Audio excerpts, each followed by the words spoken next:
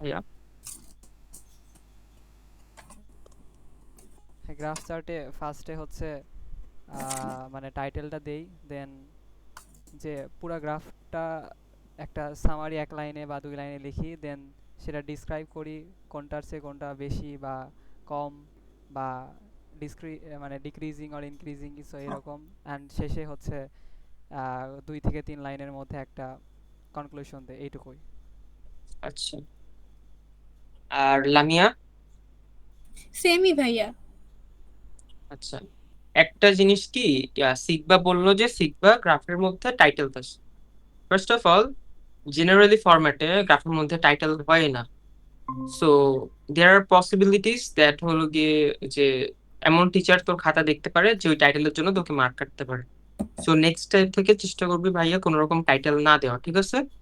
মানে ভাইয়া ওই তো বলছিলাম যে মানে এ graph or chart describing about something, এটা ও, মানে।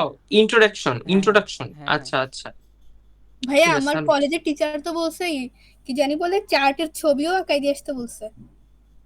তোর কলেজের টিচারের আমার সাথে একটু কথা বলাই দিস। ও ঠিক আছে। কি পাস করে টিচার হইছে আল্লাহ মাহবুব জানে। ভাই, গ্রাফ চার্ট ভাই, তুই গ্রাফের কেন ছবি আঁকতে যাবি? আচ্ছা, সেটাই তো। আমার কথা হলো যে ম্যাথ আহ, ক্লাস। তুই যদি ওই যে যে টপিকটা লেখা থাকে, ধর যে কোন একটা জায়গায় মানে টপিক লেখা আছে, আচ্ছা দাঁড়া, আমি নর্মালি একটা গ্রাফ গ্রাফ চার্টের কোয়েশ্চেন বের করি। ওয়েট, কোয়েশ্চেন একটা তোদের পড়ে শোনাই। আচ্ছা,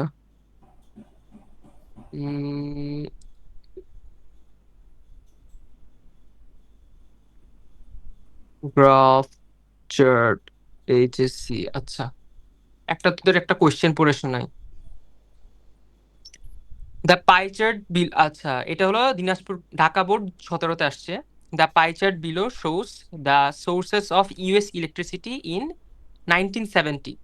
নাও write a paragraph describing the information of the following chart or graphs. ঠিক আছে, এখানে কি বলছে? Now write a graph describing, write a paragraph. এখানে কি কোথাও বলছে যে তোকে ওই ছবি রাখতে? আমাকে বল। এখন বলছে ওটা না করলে নাকি মার্কে দিবে না। আচ্ছা, তুই বোর্ডে করিস, কি বলি, তোর কলেজে টিচার, করি। হ্যাঁ কলেজে করিস, বাট বোর্ডে গিয়ে এটা করিস না, কারণ বোর্ডে গেলে তোর আরো উল্টা মার্কেটে রেখে দিবে, এন্ড তোর জন্য এটা টাইম কনজিউমিং ভাই। তুই কেন এটা করবি, রাইট?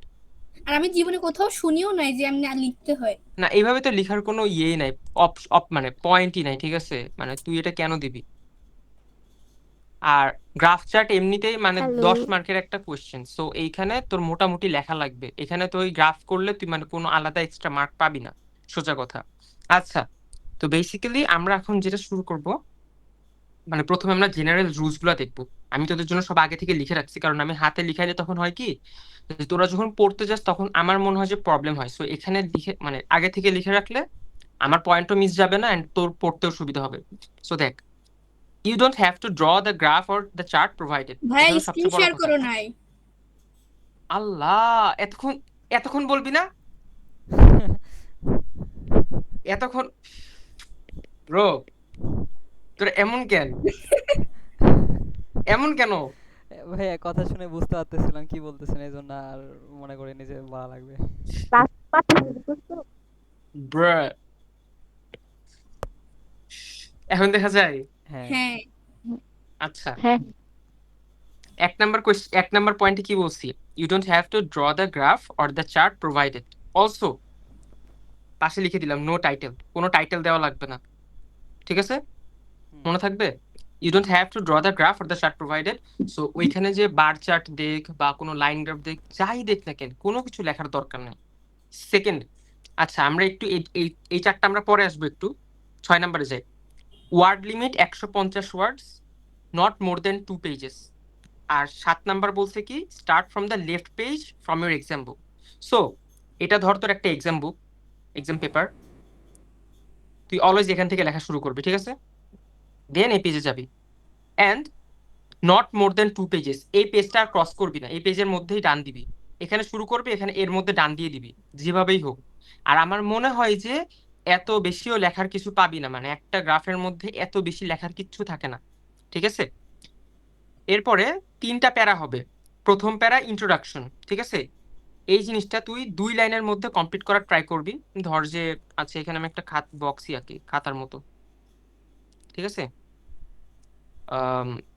ওকে, ধর যে তুই এখানে নাম্বার দিবি, প্রথমে নাম্বারটা দিবি, এরপরে যে শুরু করবি এই যে এইটুক লাইনের মধ্যে মনে কর যে তুই এই ইন্ট্রো পার্টটা শেষ দিবি, এ নাম্বার পার্টটা শেষ দিবি। দেন এক্সপ্লেনেশন, এটা আমরা শিখবো। এক্সপ্লেনেশন পার্টটা ধর যে তুই এখান থেকে শুরু করবি, এই যে গেল, এই যে তোর যতখানি লাগে আর কি, ধর যে এই পর্যন্তই গেছে। ওকে, এইটা হইলো গিয়া তোর পার্ট বি, তোর এক্সপ্লেনেশন পার্ট। ধর যে তুই ওই যে শিখবা বা তুই যে কথাটা বললি লামিয়া, ধর যে বাড়তেছে কমতেছে বা ফ্লাকচুয়েট করতেছে, যাই হইতেছে কেন ওই জিনিসটা। ক্লাসে কি আর কেউ আসছে তোরা দুজন ছাড়া? নোভা আসছে। আচ্ছা আমি আচ্ছা, নোভা আসছস তাই না? আর কেউ? না, আর আচ্ছা ফাইজা। আচ্ছা, খালি তানজি নাই? হ্যাঁ। ওকে ওকে, সো বোঝা গেছে? মানে আমি কি বুঝাইতে পারতেছি খাতার কোন পোর্শনটুক ধরে আমরা লিখবো? হ্যাঁ ভাইয়া। আচ্ছা, আর এইখানে 1 লাইন থেকে 2 লাইনের মধ্যে, আমি প্রেফার করি 1 লাইন, কারো যদি মন চায় 2 লাইনের মধ্যে কনক্লুশন টেনে দিবি, পার্ট সি। ঠিক আছে? সো বেসিক্যালি আমাদের 3টা প্যারা: ইন্ট্রোডাকশন, এক্সপ্লেনেশন, কনক্লুশন। আচ্ছা, নিউজ চলে আসছে কেন যায় না। Do not miss any number, any rise, any fall. এই কথাটা মাথায় রাখবি, কোনো একটা ডেটাও যেন মিস না যায়। ঠিক আছে? একটা ডেটাও মিস দিবি না, সোজা কথা। রাইজ হচ্ছে, ফল হচ্ছে, সবকিছু মেনশন করবি। শো দ্য ডিফারেন্সেস, এই জিনিসটা আমি ভিতরে গিয়ে বুঝাবো। ডিফারেন্সেসটা আমাদের দেখানো লাগবে। মানে টিচাররা জাস্ট তুই যদি গ্রাফ থেকে তুলে দিস ডেটাগুলা, এইটা অনেকটা বুঝছস মানে নর্মি টাইপ দেখায়, বাট এই জিনিসটা করবি না। এই জিনিসটা একদম এভারেজ করে ফেলবে তোর গ্রাফটাকে। সবসময় দেখাবি যে বাড়তেছে কতখানি ওই ডিফারেন্সটা, কমতেছে কতখানি এই ডিফারেন্সটা, বা 2 বছর 3 বছর মিলে কতখানি বাড়ছে, বা সর্বোচ্চ রেইজের আগে, মানে ধর যে 1970, আচ্ছা দাঁড়া আমি এখানে কিছু দেখাই। ধর যে 70 সাল, 80 সাল, 90 সাল, 2000 সাল আর 2010 সাল, ঠিক আছে? 5টা সালের দেওয়া আছে। এখন তুই দেখলি যে 90 সালে গিয়ে হাইয়েস্ট পিক পাইছে, মানে পিক পয়েন্টে ছিল 2090 সালে, আর 2000 সালে সবচেয়ে কম ছিল, 10 সালে এখানে আসছে। তুই এরকম একটা কথা লিখতে পারো যে 10 সাল পর্যন্ত বাড়ছে, বা 10 সাল পর্যন্ত, 10 সাল আগে যে 20 বছর ছিল, এই যে 20 বছর। যার মাথা যত খাটাবে, তুই তুই নাম্বার নিয়ে তোর প্লে করা লাগবে, সোজা কথা। এখন কারো হাতের লেখা কম হলে সে বেশি প্লে করবি, কারো হাতের লেখা একটু যদি বড় হয় সে একটু কম প্লে করবি। বাট ভাইটাল যে পয়েন্ট গুলো আছে, ধর যে এখানে 20 বছরে সর্বোচ্চ রাইজটা পাইছে, আর পরের 20 বছরে, পরের 10 বছরে সর্বোচ্চ লোয়েস্ট পয়েন্টে গেছে, এন্ড এরপরে আরেকটু ইনক্রিজ হয়েছে। এইভাবে কথাগুলো বলার চেষ্টা করবি। কথা বুঝাইতে পারছি? জি ভাই। আচ্ছা, এইবার ইন দ্য কেস হ্যাঁ, আমি বলি, কেস কয় রকমের কেস হইতে পারে একটা গ্রাফ অথবা পাই চার্টের মধ্যে। আইদার জিনিসটা বাড়বে, অর জিনিসটা কমবে, অর জিনিসটা কনস্ট্যান্ট থাকবে মানে স্থির থাকবে, অর জিনিসটা ফ্লাকচুয়েট করবে, বাড়া কমা বাড়া কমা বাড়া কমা, মানে ইনক্রিজও হইতে পারে ডিক্রিজও হইতে পারে। যেমন এখানে ইনক্রিজও হয়েছে, ডিক্রিজ হয়েছে, আবার ইনক্রিজ হয়েছে, ঠিক না? সো এই পার্টের জন্য আমরা ইনক্রিজ, এই পার্টে ডিক্রিজ, এই পার্টের জন্য আবার ইনক্রিজ, টোটাল মিলে দেখা গেল যে মানে ফ্লাকচুয়েট করছে পুরো ব্যাপারটা। ঠিক আছে? আচ্ছা, আচ্ছা, যখন ইনক্রিমেন্ট হবে বা ইনক্রিজ হবে, তখন আমরা এইরকম টার্ম কিছু ইউজ করবো: increased to, climbed to, risen up, এরকম। যখন ডিক্রিমেন্ট হবে বা কমবে, তখন আমরা dropped to, decreased to, fall by, এরকম মানে কিছু উদাহরণ ইউজ করব। ধর যে এরপরে কোনো চেঞ্জ হয় নাই, তখন আমরা কি বলবো যে it remain same from the year এত টু এত, অর ফর 2 ইয়ার্স।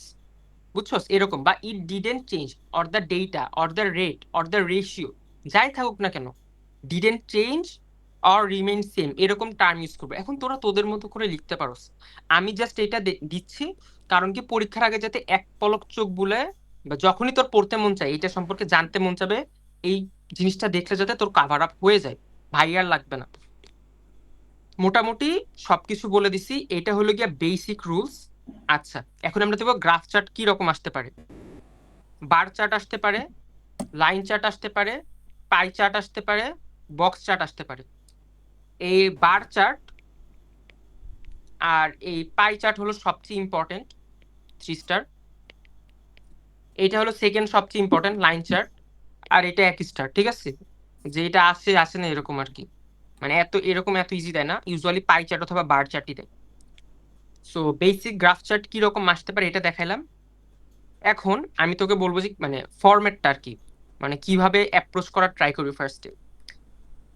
এমনিতে তো তোরা যেমনি লিখোস, তোদের যদি ওইটা ভালো লাগে, মনে হয় যে না ভাইয়া আমার ফরম্যাটটা বা আমার স্টার্টিংটা আমার ভালো লাগতেছে, তাহলে তুই ওইটা দিয়েই লিখবি, মানে ভাইয়ারটাতে আর শিফট করার সমস্যা মানে ইয়ে নেই। বাট ধর যে নোভা, ফাইজা বা তানজি যারা আসোস, তোদের যদি মনে হয় বা লামিয়া যে মনে হয় যে ভাইয়া যে আমার ভালো লাগতেছে না, আমার এখন একটা ভালো একটা ফরম্যাট লাগবে যেটা দিয়ে আমি অ্যাপ্রোচ করতে পারবো বা যে কোনো কিছুর সাথে ডিল করতে পারবো। ওই যে আমি তোদের শিখাইছিলাম না সামারি রাইটিং এর সময়, বা আহ, এরপরে আরো কি কি জানি শিখাইছিলাম, সো ওইখানে একটা আমি মানে তোদের ফরম্যাট দিয়ে দিছিলাম যে এইরকম ফরম্যাটে অ্যাপ্রোচ করার ট্রাই করবি, যদি ভুলে যাস বা যদি কষ্ট হয়, প্যারা লাগে। ঠিক আছে, সো এই যে দেখ, ফার্স্ট লাইন এটা হলো ইন্ট্রোডাকশনের লাইন। ইন্ট্রোডাকশনের যে দুইটা লাইন আছে, ইন্ট্রোডাকশনের যে দুইটা লাইন, এই দুইটা লাইন কিভাবে অ্যাপ্রোচ করবি। ঠিক আছে, দ্য ফলোইং গ্রাফ ইলাস্ট্রেটস অথবা শোস অথবা রিভিলস, যে কোনো একটা দিবি তুই। আবার এই যে অবলিক দিয়ে দিয়ে দিস না তোর আবার। আমি মানে যখন খাতা দেখছি আগে এক টাইমে, তখন মানে এইরকম কিছু জিনিস দেখতাম, মানে পোলাপানরে হলো টিচার যেরকম ফরম্যাট দিয়ে দিত ফরম্যাটে তুলে আসতো, এরকম করিস না আবার। ইলাস্ট্রেটস দিবি, নাহলে শোস দিবি, নাহলে রিভিলস দিবি, তোর যেটা মন চায়। ঠিক আছে, দ্য পার্সেন্টেজ যদি এখানে ধর যে এটা দিছে, এখানে পার্সেন্টেজ দিয়ে আছে, ধর যে 20%, 40%, এভাবে পার্সেন্টেজ দিয়ে আছে, তুই পার্সেন্টেজ অফ দিবি। অথবা নর্মাল যদি ডেটা দেওয়া থাকে, নর্মাল ডেটা ধর যে দিল সোশ্যাল মিডিয়া ইউজার কোন বছর কত মিলিয়ন ছিল, ঠিক আছে, তখন তুই কি বলবি, আ কম্পারেটিভ স্টাডি অফ, এরপর একটা টপিক দিবি। ঠিক আছে, মানে যে কোনো যে টপিকটাই থাকুক না কেন, সেই টপিকটা তুই দিবি। ধর যে একটু আগে আমরা যেটা নিয়ে আলোচনা করতেছিলাম, ইউএস ইলেকট্রিসিটি নিয়ে আলোচনা করতেছিলাম, এন্ড ওইখানে একটা পাই চার্ট দেওয়া ছিল। সো বেসিক্যালি পাই চার্টটা ছিল মানে কি কি কত পার্সেন্ট ছিল, ধর যে কোল 46% ছিল, ওইটা আমার সামনে আছে এখন এই জন্য বলতেছি। ন্যাচারাল গ্যাস ছিল 24.3%, এরপর হলো ইলেকট্রিক জিনিসপাতি ছিল 16.2%, তেল ছিল 12.1%, এইরকম। তো এইখানে যে পার্সেন্ট দেওয়া আছে, তো আমি এই জিনিসটা ইউজ করবো, the following graph illustrates the percentage of the sources of US electricity in 1970। ঠিক আছে, তো এই জিনিসটা দিবি, এন্ড দেওয়ার পর দিবি ফ্রম দ্য ইয়ার এত টু এত, দেখবি যে ওইখানে একটা ইয়ার দেওয়া থাকে, বা এই যে 1970 দেওয়া আছে, 1970 থেকে ধর যে দেওয়া আসছে যে 2024 এই টাইমটা। অথবা যদি বলে যে কোনো একটা সার্টেন ইয়ারে, দেখা গেল যে বললো যে 2000, শুধু 2000 সালের ইউসেজটা, সো এটা না দিয়ে দেখবি study of the topic in 2010, ধর যে 2010-এ দেওয়া আছে যেই সালটা, যদি স্পেসিফিক কেস হয়, স্পেসিফিক ইয়ার। ওকে, এন্ড এই লাইনটা দিবি, এই লাইনটা মানে আমার লেখা আর কি, as seen in the graph the data fluctuates, ভাই, ওভার দ্য পিরিয়ড। ঠিক আছে, the data fluctuates over the period. Okay, এই জিনিসটা গেল তোর প্রথম 2 লাইনের কাজ। এই 2 লাইনে কি কারো বুঝতে কোনো সমস্যা আছে? এনিওয়ান? না ভাইয়া। আচ্ছা, দেন আমরা আসবো সেকেন্ড পার্টে, which is body part, and এইখানে আমরা এক্সপ্লেইন করব। এই জিনিসটাতে মানে ভাইয়ার ফরম্যাট দেখার কিছুই নাই, লিটারেলি তোর যেটা মনে আসে ওইভাবে লিখবি। বাট একটা জিনিস কি, মানে সাজায় লেখার একটা ব্যাপার থাকে। সো আমি সাজাই লেখার জন্য জাস্ট স্টার্টিংটা তোদের জন্য একটু বানাই দিছি। From the graph we can see the highest, এখানে রেট হইতে পারে, পার্সেন্টেজ হইতে পারে। ঠিক আছে, পার্সেন্টেজ হইতে পারে, মানে ভাইয়ের কথা তো বুঝতে পারতেছো সবাই যে গ্রাফে যেটা দেয়া থাকবে। আমি এখানে গ্রাফ ইনক্লুড করি নাই, করলে আরো মানে জিনিসটা বড় হয়ে যাইতো, বাট করি নাই কারণ কি, যে এখানে বিভিন্ন ধরনের গ্রাফ তোরা মানে ফেস করবি, এন্ড এটা আমি প্র্যাকটিস শিটে দিয়ে দিব। ওইটা রেট নিয়ে হইতে পারে, পার্সেন্টেজ নিয়ে হইতে পারে, পিপল নিয়ে হইতে পারে, মানে ইউজার যারা থাকতে পারে, তাই না? সো যেইটাই থাকবে ওইটা নিবি, এন্ড কোন সালে হইছে ওই সালটা দিবি। ধর যে কি বলবো, সোশ্যাল মিডিয়া ইউজার ওইটার একটা গ্রাফ দিছে, অ্যান্ড 2010 সাল থেকে 2025 সাল পর্যন্ত দিছে। 10, 15, 20, 25 এই 4 বছরের দিছে, ঠিক আছে। এখন তুই লিখবি যে 2015-তে ধর যে গ্রাফের মধ্যে সবচেয়ে বেশি ইউজার ছিল ফেসবুকের, বা ধর যে ইয়াহুর সবচেয়ে বেশি ইউজার ছিল 2015-তে, বি রিয়েলিস্টিক। সো আমরা কি লিখবো, from the graph we can see the highest user in 2015। ঠিক আছে, আমার কথা বোঝা গেছে সিকবা, লামিয়া, সবাই? হ্যাঁ জি ভাইয়া। হ্যাঁ এবার লিখবি on the other hand the lowest, একইভাবে মানে লিখবি যে দ্য লোয়েস্ট ইউজার অথবা রেট অথবা পার্সেন্টেজ যেটা থাকুক না কেন, যদি আমার এই কেসে হয়, এই কেসে আমি লিখবো on the other hand the lowest user in 2020। ধর যে 2020-এ সবচেয়ে ইয়াহুর কম ইউজার হয়েছে, ঠিক আছে।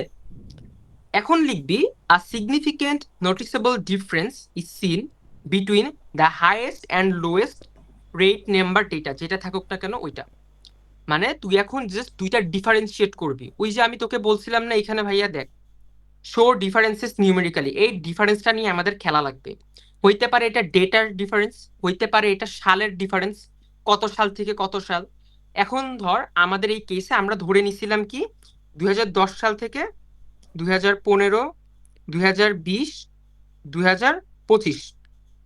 এখন ধর যে 15-তে হাইয়েস্ট ছিল, 2020-এ আমরা ধর যে সবচেয়ে লোয়েস্ট, আর 2025-এ আবার একটু বাইরে মিডিয়ামে গেছে, ঠিক আছে।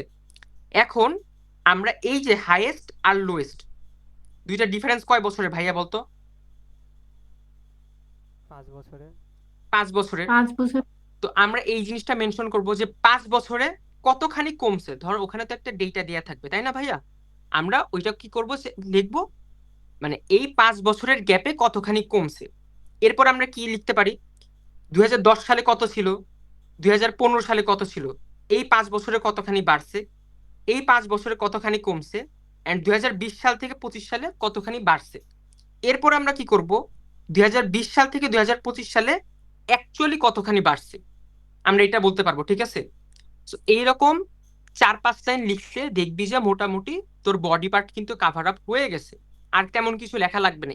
এই জিনিসটাই এক্সপ্লেন করতে, এই যে ভাইয়া যেগুলা বললাম, হাইয়েস্ট জিনিসটা বলবি, দেন লোয়েস্ট জিনিসটা বলবি, দেন দুইটার মধ্যে ডিফারেন্সটা বলবি, এরপরে প্রথম থেকে ফার্স্টেরটার থেকে হাইয়েস্টটার মধ্যে একটা কথা বলবি, হাইয়েস্টটার থেকে একদম মানে লাস্টেরটার মধ্যে একটা কথা বলবি, ঠিক আছে।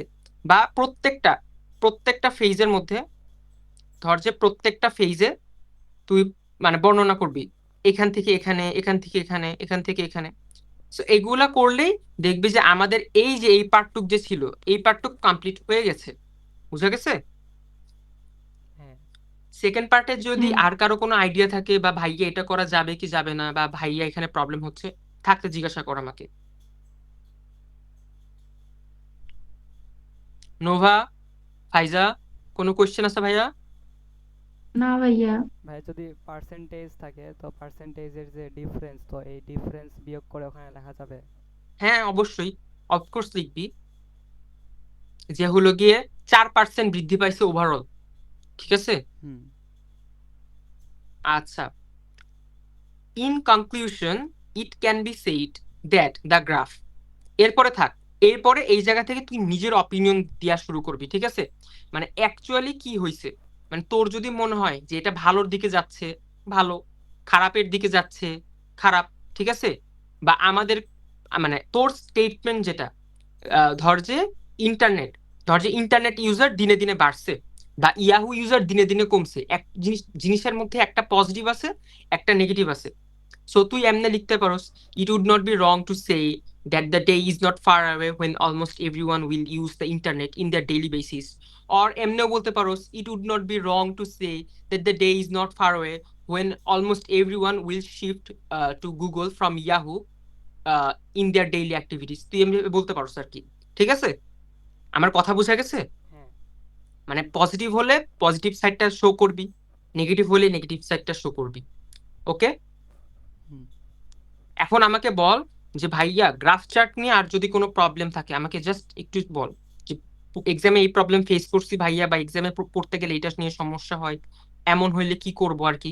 এনিওয়ান? নোভা আর ফাইজা চুপচাপ কেন তো? হ্যাঁ,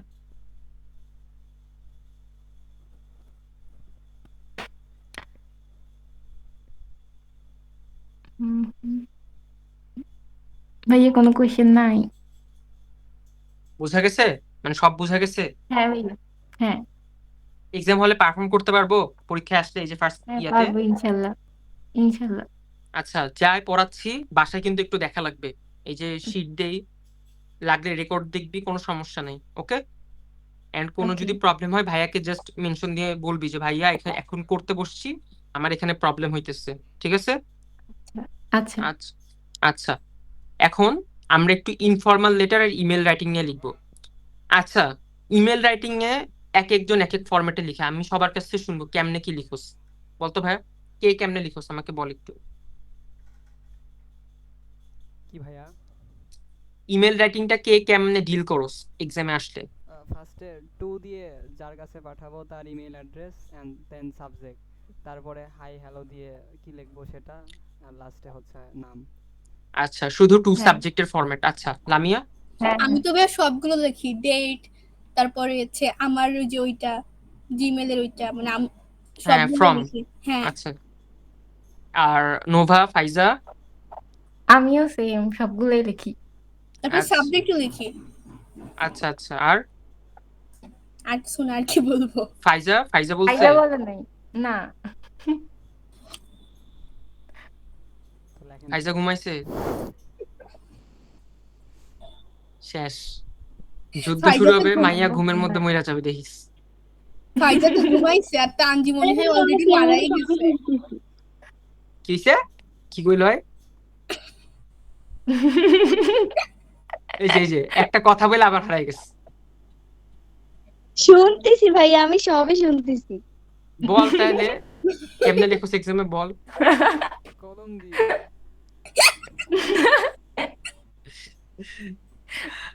এই তো ভাইয়া ফার্স্টে তো মানে টু দিয়ে, তারপরে হচ্ছে যার কাছে পাঠাবে তারটা লিখবে, তারপরে হচ্ছে ফর্ম দিয়ে মানে যে পাঠাবে নিজেরটা দিয়ে, তারপরে তো মানে সাবজেক্টটা দিয়ে লেখা শুরু করে আর কি।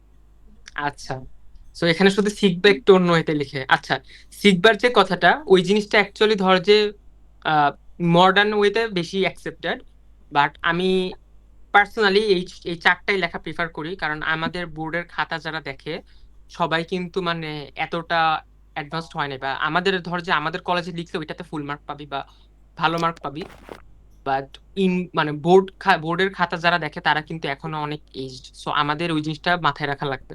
মানে তাদের মতে ঠিক না হইলে কিন্তু আমরা মার্ক পাবো না। ধর যে তুই হলো আহ বাংলাদেশের বর্তমান জনসংখ্যা ধর যে 19,20,00,000, ঠিক আছে?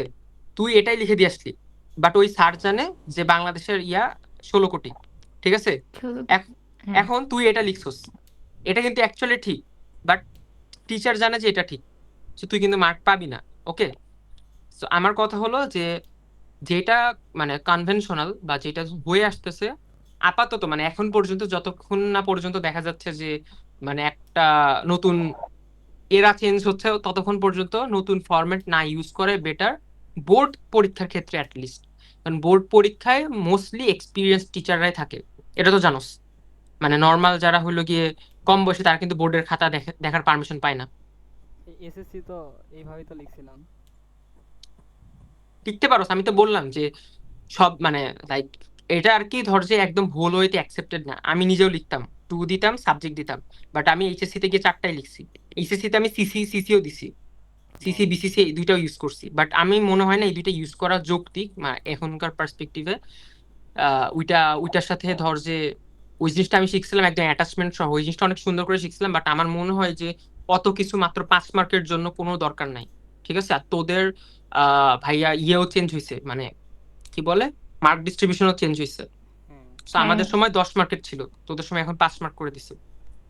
আচ্ছা, এই জিনিসটা যেহেতু 5 মার্কের, চেষ্টা করব সবসময় ইমেল চুজ করার জন্য, মানে এই দুইটা অবলিক দিয়ে আসবে, দেখবি যে আইটেমের মধ্যে অবলিক দিয়ে আসছে, এইটা না দেওয়ার চেষ্টা করবি, বাট আমি এটা ফরম্যাট শিখাই দিব, ঠিক আছে? এখন দেখ, অলওয়েজ এই চারটা বক্সে থাকবে, ঠিক আছে? এই চারটা বক্সে থাকবে। আহ, আমি চারটা বক্স নিয়ে নিই। উম,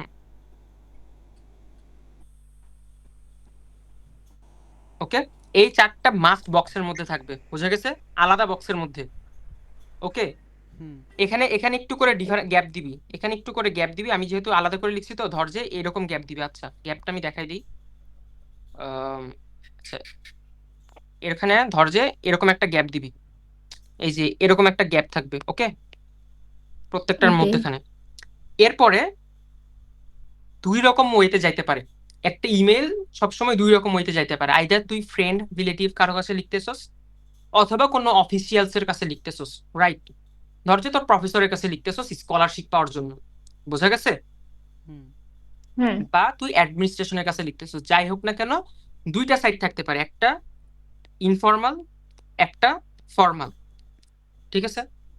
ইনফর্মাল ফর্মাল যাই হোক, 2টার জন্যই, মানে 2টাই।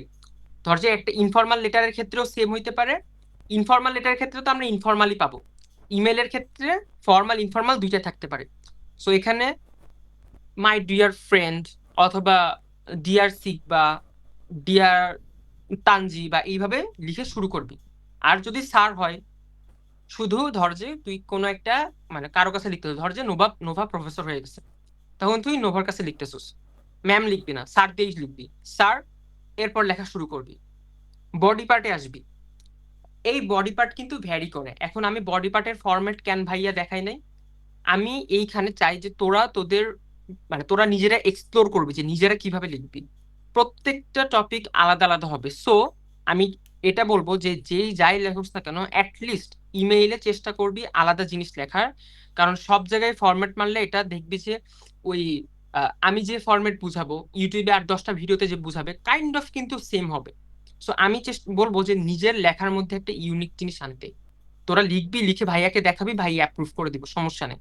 বাট বডি জিনিসটা নিজের মতো ডিল করার ট্রাই করবি। বডি জিনিসটা সম্পূর্ণ একটা প্যারার মধ্যে হবে, ঠিক আছে? সরি, হোল একটা প্যারা হবে ইমেইলের জন্য। আর তুই যদি হলো ইনফর্মাল লেটার লেখোস, সেই ক্ষেত্রে ইনফর্মাল লেটারের ইয়াটা আমি দেখাই দিই। আচ্ছা, এটা ধর যে তোর এক্সাম খাতা। আচ্ছা, ইনফর্মাল লেটার, ঠিক আছে? এখানে কোয়েশ্চেনের নাম্বার দিবি, এখানে ডেট দিবি, এখানে অ্যাড্রেস দিবি, সবকিছু লেফটে। এইখানে একটা জিনিস কোয়েশ্চেনে খেয়াল করবি, ফ্রম টু, এই 2টা জিনিসের নাম দেয়া থাকে। সো আচ্ছা, নাম দেয়া থাকে। সো এই জিনিসটা মাস্ট খেয়াল রাখা লাগবে যে এইটা এখানে ইনপুট হয়েছে। কথা কানে গেছে? হ্যাঁ এইখানে যদি তুই না দেস, এন্ড টিচার যদি পুরাটা কাটে দেয় জিরো, তোকে যদি জিরো দেয়, তুই একটা আর্গুমেন্ট দিতে পারবি না। কারণ তোকে বলছে সিক বা নোভার কাছে পাঠাইছে, তুই লিখছস এক্স ওয়াই এর কাছে পাঠাইছে, হবে? না সেম না জিনিসই। দেখ, আচ্ছা, ধর যে আমি আমার বড় ভাইয়ের কাছে সাজেশন নিছি, দুনিয়ায় আর কোনো ছোট ভাই নাই যে তার বড় ভাইয়ের কাছে সাজেশন নিতে পারে? হ্যাঁ হ্যাঁ, আছে তাহলে যদি বলে যে ফারদিন তার বড় ভাইয়ের কাছে সাজেশন চাইছে, এন্ড তুই লিখছস এ বি এর কাছ থেকে চাইছে, হইলো? না না না। সো এই জিনিসটা মাথায় মাস্ট খেয়াল রাখা লাগবে। আরো একটা জিনিস খেয়াল রাখা লাগবে, অনেকে করে কি এই জিনিসটা ঠিক লিখছে, বাট এনভেলপে, এনভেলপের মধ্যে এই জিনিসটা লিখতে ভুলে যাস। এনভেলপ, এনভেলপের মধ্যে তোরা করস কি, এই জিনিসটা দিতে ভুলে যাস। এনভেলপের মধ্যে নিজের মতো একটা দিয়ে দিস। এনভেলপ দিতে হবে, মানে এনভেলপের কথা মনে রাখবি, প্লাস ইনফরমেশন। আচ্ছা, নেম, এনভেলপ তো দিতে হবে, প্লাস যে নেমটা আছে, নেম দেওয়া আছে, ওই নেমই দিতে হবে। ইভেন ইভেন যদি কোনো অ্যাড্রেস দেয়া থাকে, ফ্রম ঢাকা টু এমন, অথবা বললো যে তোমার বিদেশি একটা ফ্রেন্ডের কাছে, তখন তুই যদি অ্যাড্রেসের মধ্যে বা এনভেলপের মধ্যে কি অ্যাড্রেসে যদি দেশের, ধর যে তুই ঢাকা থেকে চট্টগ্রাম পাঠাইছিস, চট্টগ্রাম কি বাংলাদেশের বাইরে? না না। সো তখন আমাদের কিন্তু ওই জিনিসটা মাস্ট খেয়াল রাখা লাগবে যে আমরা বাহিরের একজন ফ্রেন্ডের কাছেই লিখতেছি, দেশের কোনো ফ্রেন্ডের কাছে না। ঠিক আছে?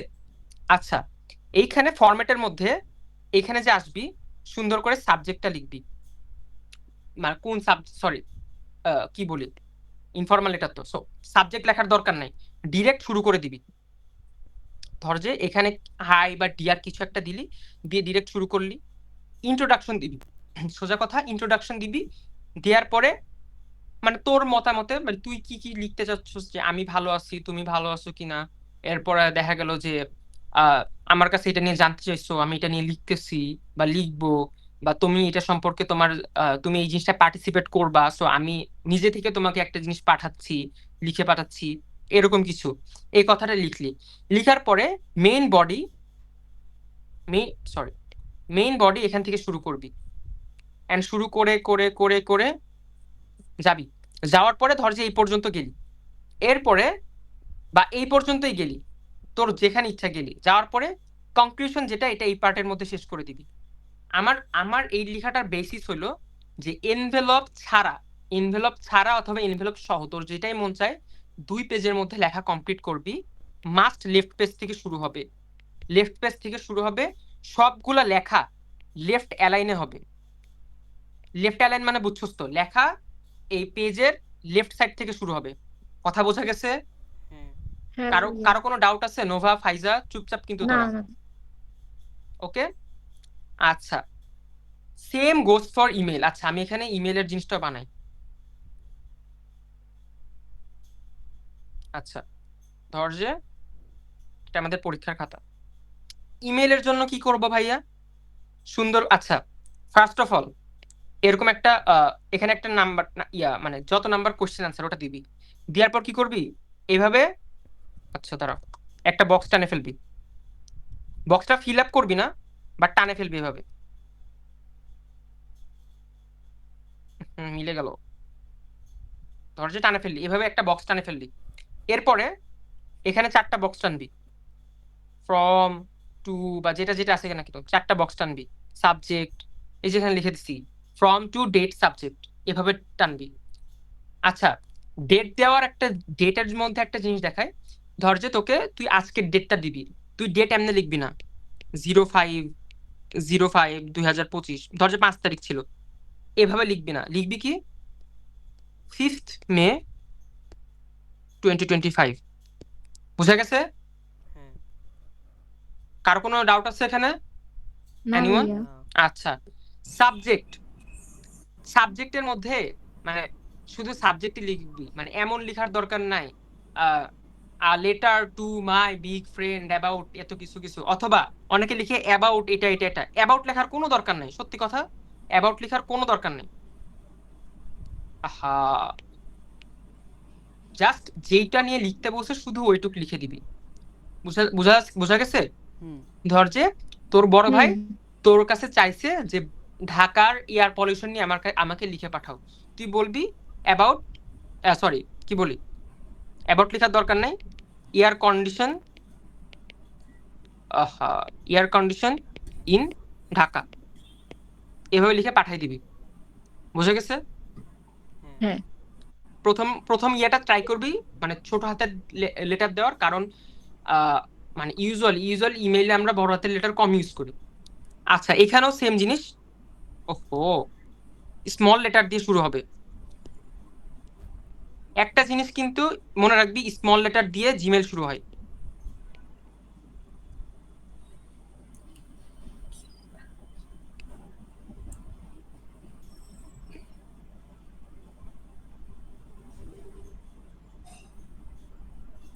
একটা জিমেল আইডির মধ্যে তোদের যতগুলা জিমেল আইডি খুলছস লাইফে, কোনোটার মধ্যে কোনোদিন মানে বড় হাতের অক্ষর দেখছস? না কেউ? না না। সো এই জিনিসটা কমন সেন্স, বাট লেখার সময় মনে থাকা লাগবে।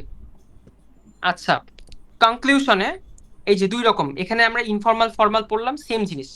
এই জিনিসটা আমরা অনেক পড়ে আসছি ভাই। এটা হলো ওই যে চৌধুরী অ্যান্ড হাসানের যে ইয়াটা ছিল, বইটা ছিল এই যে অ্যাডভান্স লার্নার্সের, ওটার মধ্যে এই জিনিসটা মানে মুখস্থ হয়ে গেছে পড়তে পড়তে মোটামুটি সবার। I hope and pray that you would be kind enough to grant our অথবা মাই, যদি শুধু আমার থাকে আমার, application and oblige thereby. ঠিক আছে? জি ভাই মনে থাকবে এই জিনিসটা। ধর যে মানে সুন্দর শোনা আর কি, লাস্টে দিয়ে দিলে গেল। আর ইনফর্মালের ক্ষেত্রে কি করবি? ওই যে no more today, wishing you a sound health, wishing you the best of luck, carry my সালাম or regards to your parents and love to your siblings or sisters, বা যাই থাকুক না কেন। এটা তো বুঝোস, তাই না? হ্যাঁ আচ্ছা, হ্যাঁ এখন একটা জিনিস খেয়াল করবি, যখন পেন ফ্রেন্ডের কাছে লিখবি তখন কি দেয়া লাগবে? By air mail. Air ticket কথাটা লিখবি, ঠিক আছে? এয়ার টিকেট সবকিছু বড় হাতের, মনে থাকবে? আচ্ছা দেখাই তোদের, দেখাই দিই একটা খামের ফরম্যাট, দেখাই দিই তোদের, ওয়েট কর। আচ্ছা ধর যে এটা একটা খাম, যদি আচ্ছা এখানে যদি পেন ফ্রেন্ড হয়, ঠিক আছে, তাহলে কি লিখবি? Air ticket, air ticket. যদি কি নর্মাল হয়, নর্মাল নর্মাল হলে লিখবি স্ট্যাম্প। বুঝা গেছে এভরিওয়ান? স্ট্যাম্প কনস্ট্যান্ট হ্যাঁ না, হ্যাঁ, মানে স্ট্যাম্প দুই জায়গাতেই দুই ধরনের দুই টাইপেরই দেখান থাকবে না, দুই টাইপের মানে? মানে পেন ফ্রেন্ডের ক্ষেত্রে নরমাল ক্ষেত্রে দুই জায়গাতেই স্ট্যাম্প দিতে হবে। কেন পেন ফ্রেন্ডের ক্ষেত্রে, পেন ফ্রেন্ডের ক্ষেত্রে তো এয়ার টিকেট দিই শুধু আমরা, এখানে শুধু এয়ার টিকেট লিখে দিই, আর নর্মালের ক্ষেত্রে আমরা স্ট্যাম্প লিখে দিই। না, আমি তো ভাই দুই জায়গাতেই স্ট্যাম্প লিখি, আর যদি পেন ফ্রেন্ড হয় স্ট্যাম্পের সাথে ওখানে আবার লিখি মানে বাই আর মেইল। কিভাবে লিখোস বাই ইয়ার মেল আবার মানে একসাথে? ওই এয়ার টিকেটের জায়গায় বাই আর মেইল লিখি, তাহলে স্ট্যাম্প কই লিখোস? ডান পাশে কোনায় ছোট করে। বক্সের মধ্যে। আমি এইভাবে এরকম কোনো ফরম্যাট অ্যাকচুয়ালি দেখি নাই আগে, মানে আমি যখন লিখছি তখন এইভাবে লিখতাম এন্ড এইভাবে মার্ক পাইছি অলসো, মানে আহ, এইভাবে আমি তো কখনো, মানে আমি তো বোর্ড কোশ্চেন সলভ করছি আর কি, দেখি নাই কোথাও ছিল গাইডের মধ্যে এরকম। স্কুল থেকে এইভাবে শিখতেছি, স্যাররা শেখাতো। I have no clue, I have zero clue. তুই কি মানে এইভাবে দেওয়ার কথা বলতো যে এখানে স্ট্যাম্প আর এখানে এয়ার মেইল? না না না, মাঝখানে, আচ্ছা মাঝখানে স্ট্যাম্প দিতি মাঝখানে স্ট্যাম্প কি, মাঝখানে হচ্ছে মানে বাই ইয়ার মেইল? এয়ার টিকিটের বদলে আমি লিখতাম জাস্ট বাই আর মেইল। হ্যাঁ লিখতে লিখলে তো সমস্যা নেই, বাই ইয়ার মেইল লিখলেও সমস্যা নেই। হ্যাঁ, আর পেন ফ্রেন্ডের ক্ষেত্রে দুইটাই থাকতো, আর নর্মালের ক্ষেত্রে জাস্ট স্ট্যাম্প থাকতো, এটা বলতেছি। আচ্ছা যেহেতু আমার এটা নিয়ে কোনো আইডিয়া নাই, মানে তোর ওই ফরম্যাটটা নিয়ে, so I can tell anything about it, but আমি যেটা মানে ধর যে এইভাবে লিখলে তোকে কাটবে না, মানে ভাইয়া যেভাবে শিখলাম এভাবে লিখলে কাটবে না, তোরটা হয়তো বা ঠিক, বাট মানে যেহেতু ওইটা তোর আমি দেখি নাই কোথাও, সো আমি ওটা ভ্যালিডেট করতেছি না আর কি। ধর যে আমি দেখলে কাটবো কিন্তু এমন না, আমি দেখলে আগে খুঁজবো যে আসলে এভাবে লেখা যায় কিনা, ঠিক আছে? সো আচ্ছা, সো এই বিষয়টা ক্লিয়ার হইলি তো, পেন ফ্রেন্ড থাকলে কি হবে, নর্মাল নর্মাল থাকলে কি হবে, ওকে? হুম। এরপরে মধ্যে একটা দাগ হবে, লেফটে থাকবে ফ্রম, রাইটে থাকবে টু, ঠিক আছে? জাস্ট নাম দিবি অ্যান্ড অ্যাড্রেস দিবি, নেম অ্যাড্রেস, নেম অ্যাড্রেস। কোনো প্রকার কেয়ার অফ বা ধর যে কয়টা বাজে পাঠাচ্ছি এগুলো কিচ্ছু দেওয়ার দরকার নেই, ঠিক আছে? ওকে। ডেট কিন্তু তুই Okay. এখানে দিয়ে দিছিস, ধর যে ডেট কিন্তু তুই যখন লিখছস না, এই যে এখানে কিন্তু তুই ডেট দিয়ে দিছিস, এই যে, ঠিক আছে? এন্ড এখানে কিন্তু তুই নিজের অ্যাড্রেসটাও দিয়ে দিছিস। সো বেসিক্যালি হুম। অনেক সময় না মানে স্ট্যাম্পে শুধু টু দিয়েই পাঠানো যায়, বাট সৌন্দর্যের জন্য মানে একটা নির্দিষ্ট ফরম্যাটের জন্য এইভাবে লিখে। আগের যুগে মানুষ কেয়ার অফ লিখতো, মানে সিও দিয়ে, দেখতি যে হলো সিও দিয়ে একটা জিনিস লিখতো, কেয়ার অফ মানে অভিভাবকের নাম, সো ওইটা লিখতো, এখন আর ওইটা লেখে না। বুঝা গেছে? হ্যাঁ। আচ্ছা এখন আমরা নর্মাল জাস্ট রুলস গুলো যে পড়ছি ওটা ওভারভিউ করি। From, to, date, subject, separate box হবে, কথা বুঝা গেছে? সেপারেট বক্স বুঝা গেছে? হ্যাঁ। আচ্ছা body plus conclusion, no separate box, মানে তুই এখানে জাস্ট এসে বডি লেখা শুরু করবি, এই বডি লিখবি এন্ড দেন কনক্লুশন দিবি। আমি পার্সোনালি প্রেফার করি ইমেলটা এক পেজে লেখার জন্য, ইমেলটা 2 পেজে না নেওয়ার জন্য, বাট 2 পেজে নিলে যে তোকে মার্ক কাটবে এমন কিন্তু কিছু না। সবসময় এই জিনিসটা ফলো করবি, লেফট সবকিছু বাম থেকে শুরু হবে, সোজা কথা, মানে ডানে কোনো কিছু শুরু হবে না। তুই যদি এখানেও জাস্ট কোনো প্যারা নাই, বাট এখানে গেলেও এই পুরো জিনিসটা আরেকটা একটা বক্সের মধ্যে আনবি, মানে এখানেও যদি কোনো কিছু লিখোস, ঠিক আছে? বোঝা গেছে?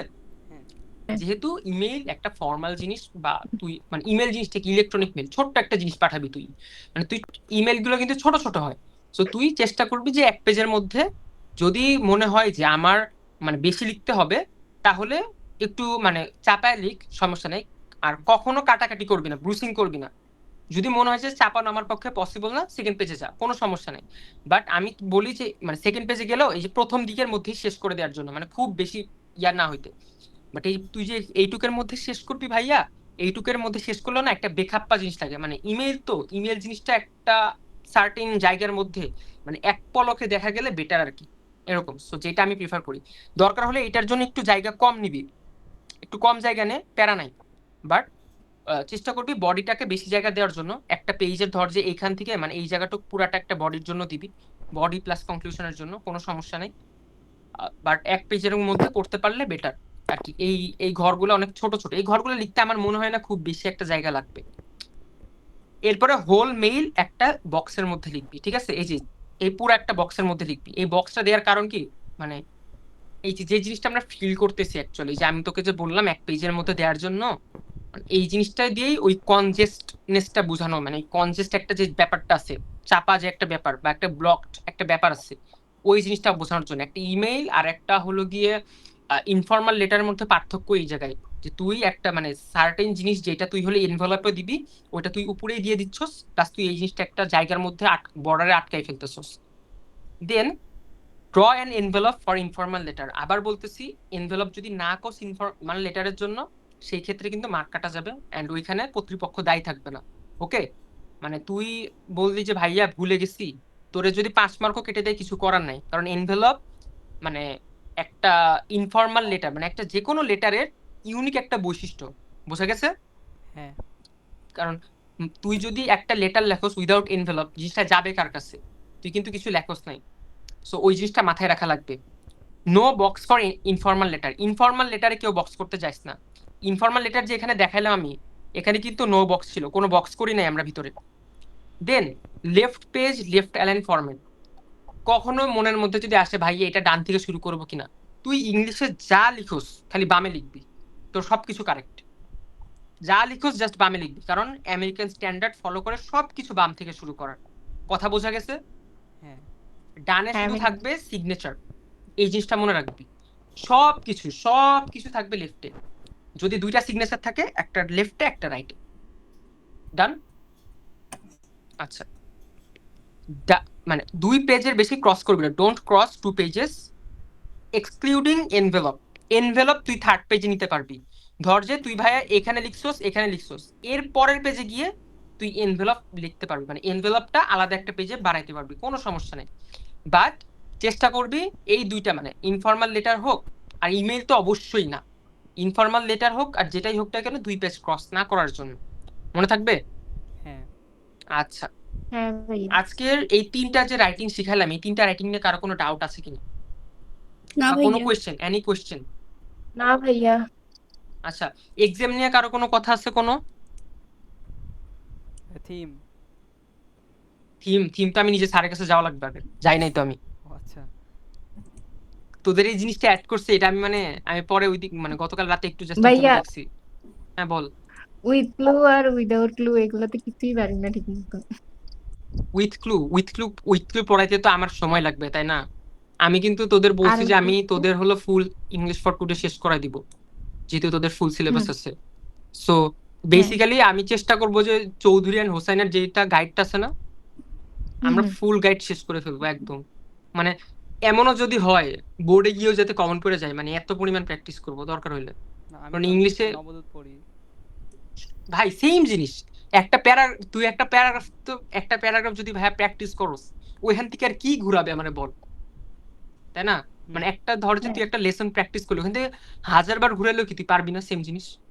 হ্যাঁ হ্যাঁ, এটা হ্যাঁ নিয়ে তুই ভয় পাওয়ার কিছু না। আমি নিজেই নবদূত ফলো করছি, বাট এখন আমার কাছে মানে পার্সোনালি মনে হচ্ছে যে হলো কন্টেন্ট চৌধুরী অ্যান্ড হোসেনের বেশি, সো আমরা ওইটা নিয়ে মুভ করবো, বুঝা গেছে?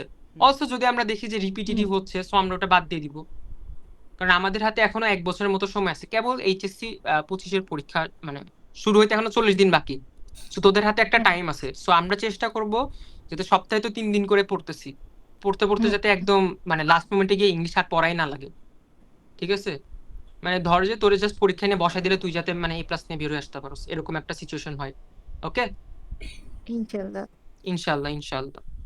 আর কোনো কোশ্চেন, এনি কোশ্চেন পরীক্ষা নিয়ে? নাই। ভাইয়া মেমোরাইজিং টপিকগুলা মানে অ্যাডমিশনের জন্য ওগুলো কিভাবে পড়বো? মেমোরাইজিং টপিক মানে আচ্ছা তুই অ্যাডমিশনে কোন সাইডে যাবে এটা কি তুই ভাবছিস আগে? মেডিকেলে তো পরীক্ষা দিব, তো ওই দিকে। আচ্ছা, তাহলে তো তোর বায়োলজি খুব ভালো মতো পড়া লাগবে, প্রথম কথা হলো এটা। একাডেমিকের গুলা আগে ভালো মতো পড়তেছি। হ্যাঁ, একাডেমিক এই জিনিসটা মাথায় রাখবি যে দাগানো বই পাওয়া যায় যতদূর আমি জানি। সো একাডেমিকের গুলা আর অ্যাডমিশনের গুলা সেপারেট করে পড়াটাই বেটার। একাডেমিকের জন্য আমি হলো করছিলাম কি, উদ্ভাসে দেখবি যে প্লেলিস্ট পাওয়া যায়, উদ্ভাসে আর হলো একটা ডিএমসি রাহাত ভাইয়া না কি যেন ছিল। হ্যাঁ, ও তো আর এক একটা অধ্যায় ভিত্তিক কোনটা ইম্পর্টেন্স সেগুলো বলে বলে দিছে এরকম টাইপের। হ্যাঁ, আর হিমেল ভাইয়া মনে হয় ছিল একজন, সামওয়ান হিমেল অর সামথিং, বন্দি পাঠশালার একজন ছিল, গোলগাল মুখ আর কি। সো এই দুইটা ভাইয়ার ফুল সাজেশন আর মানে ওয়ান শট আমি দেখে আমি পরীক্ষা দিতে গেছিলাম। আমার হলো ফাইনাল মডেল টেস্ট, অ্যাজ আমার হলো এইচএসসি তে আমি হলো এইচএসসি তে দেওয়া লাগে না, এইচএসসি জাস্ট ফিজিক্স পর্যন্ত দেওয়া লাগছে, কেমিস্ট্রি ম্যাথ বায়োলজি ছিল মানে দেওয়া লাগে না আর কি, জুলাই রেভলিউশনারি কাহিনীর কারণে।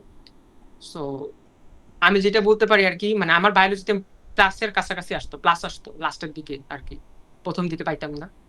আমি যেটা মনে করি যে মেমোরাইজিং যে টপিক গুলো আছে এগুলো একদম মানে বই পাই টু পাই মুখস্থ না করে অ্যাকচুয়ালি ইয়াটা মুখস্থ করা বেটার, মানে ফ্লোটা মুখস্থ করা বেটার, কেমনে কি হইতেছে আর কি।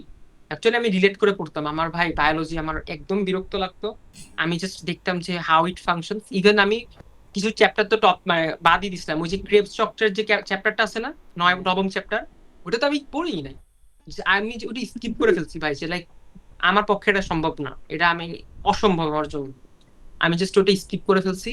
এরপরে ফার্স্ট তোদের আমার কিছু কিছু চ্যাপ্টার আমি অ্যাকচুয়ালি এনজয় করছি, যেমন অনুজীব ছিল, এরপর নগ্নবীজি আবৃত বীজি ছিল, এগুলো আমি অ্যাকচুয়ালি এনজয় করছি। আর একদম হ্যাঁ, একদম আমার মতো ভাইয়া, বায়োলজি আমার অনেক বিরক্তকর একটা সাবজেক্ট, কিন্তু অণুজীব, তারপরে হচ্ছে নগ্নবীজি, আবৃতবীজি, শৈবাল ও ছত্রাক, এই তিনটা চ্যাপ্টার আমার হ্যাঁ, অনেক ভালো অনেক লাগে। মজা লাগে এই চ্যাপ্টার তিনটা। এরপরে বায়োলজির সবচেয়ে বড় সমস্যা তোদের জন্য বলি, চ্যাপ্টার ওয়ান আর মানে দুইটারই ধর যে বোটানি আর জুলজি দুইটারই ফার্স্ট চ্যাপ্টার বড়।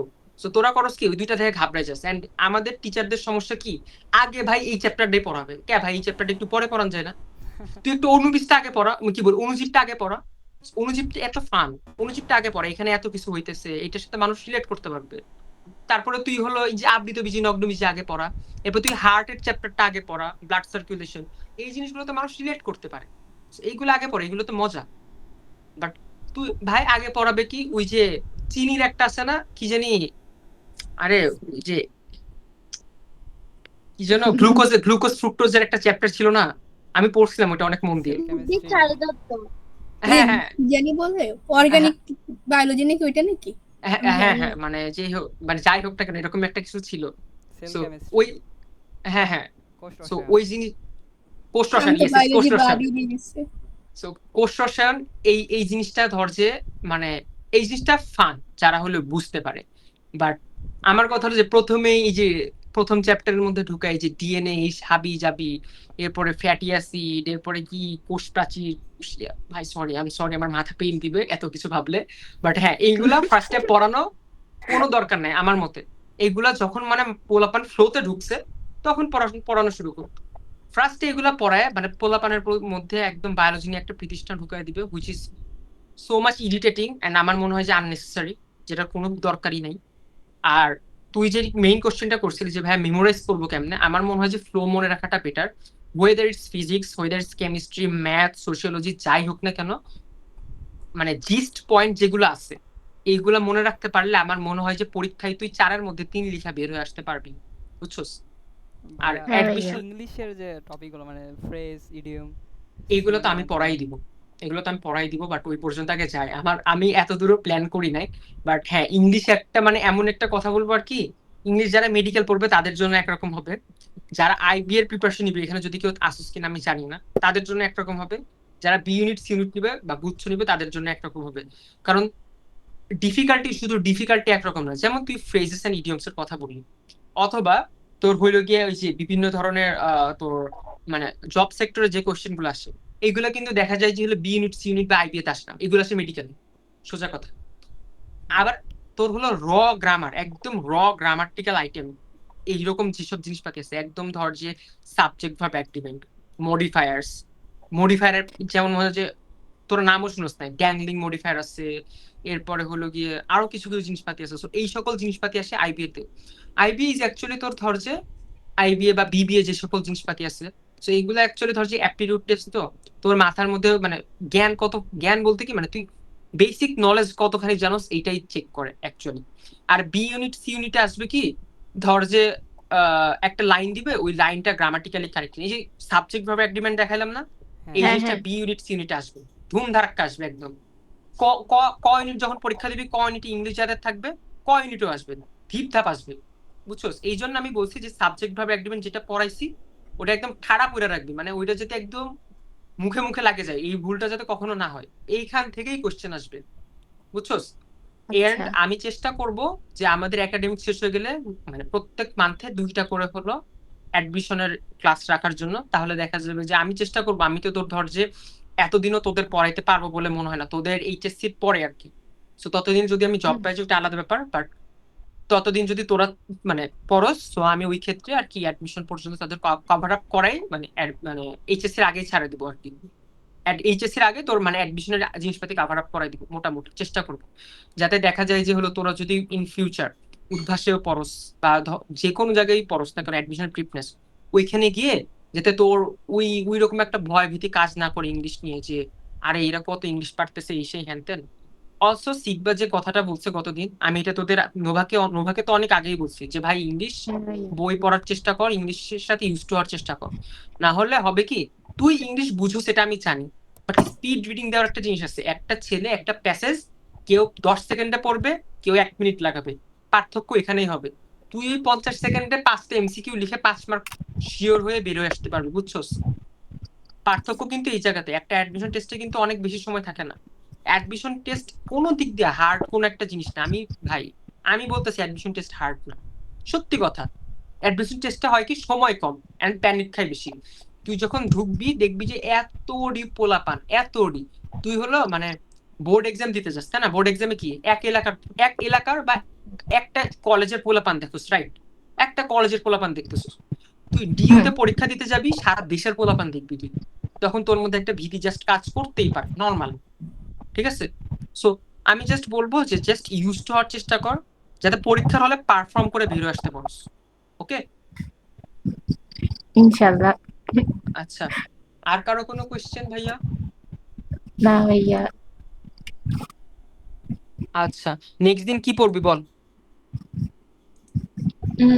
স্টোরি রাইটিং, আচ্ছা, ওইটা না স্টোরি মজায়। রাইটিং কি? স্টোরি রাইটিং তো অনেক বড় টপিক, মানে এটা তো আমরা একটা একটা করে করা লাগবে, পড়বো আমরা, বাট এটা তো আলাদা কোনো ফরম্যাট নাই আর কি।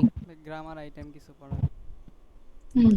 গ্রামার আইটেম, আচ্ছা আমরা যদি ধর যে ডিগ্রি বা এইরকম যে সকল জিনিসপাতি আমাদের হলো লাগে, অথবা এই যে মডিফায়ার্স কানেক্টরস এগুলো পড়া শুরু করবো তাহলে। হ্যাঁ আচ্ছা, ফার্স্ট পেপারে কি কারো কোনো সমস্যা আছে, বা মানে দেখাই দেওয়া লাগবে ভাইয়া এইটা ওইটা, এই যে উইথ ক্লুজ আর উইদাউট ক্লুজ এই জিনিস ছাড়া? না ভাইয়া। With clues and without clues পড়াইলাম না কেন, এটা আমরা একটা একটা করে শেষ করা লাগবে, এটার কোনো ফরম্যাট নাই, বা এটা এমনিতে কোনো হলো মানে পড়াশোনা বা বুঝছোস, মানে আলাদা ওইভাবে কোনো গ্রামাটিক্যাল পড়াশোনা নাই, বোঝা গেছে?